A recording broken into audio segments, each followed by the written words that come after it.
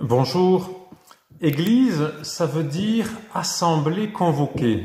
Avec le confinement, il nous est impossible de répondre à cette convocation du Seigneur à nous rassembler. 48 heures avant le confinement général, les messes dominicales et en semaine étaient suspendues et le sont encore. Et avec elles, les célébrations de baptême, les mariages, les rencontres des groupes de préparation au sacrement, baptême, mariage, confirmation, le catéchisme, les conférences publiques et historiques. Les églises étant fermées pour raison de sécurité, on ne vient plus y prier, on ne les visite plus et les concerts prévus n'ont pas été donnés. La forme visible de notre église a disparu et le confinement jusqu'au 11 mai a déjà des effets au-delà. On ne sait pas encore quel sera le prochain régime des messes, si le catéchisme pourra reprendre. La plupart des baptêmes et des mariages de mai, de juin et de juillet sont en train d'être reportés par les parents et les fiancés, car ils ne savent pas si leurs aînés pourront les rejoindre, si la famille et les amis habitant à l'étranger pourront être présents. Et puis, comment faire la fête avec un masque sur le visage ?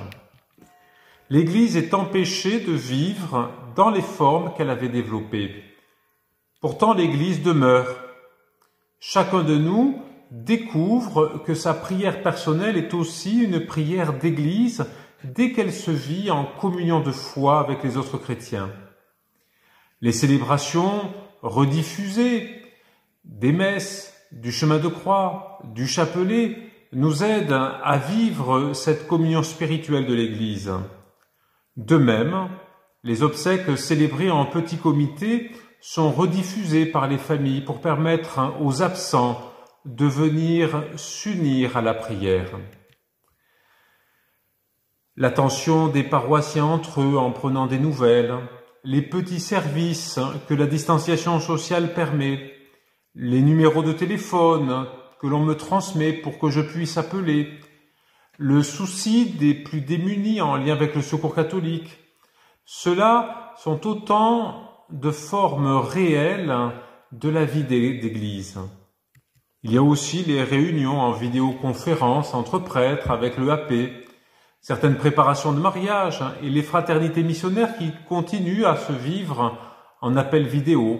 Et ces messages que je vous adresse essaient aussi de maintenir nos liens. La convocation du Seigneur à nous retrouver dans la foi, l'espérance et la charité demeure.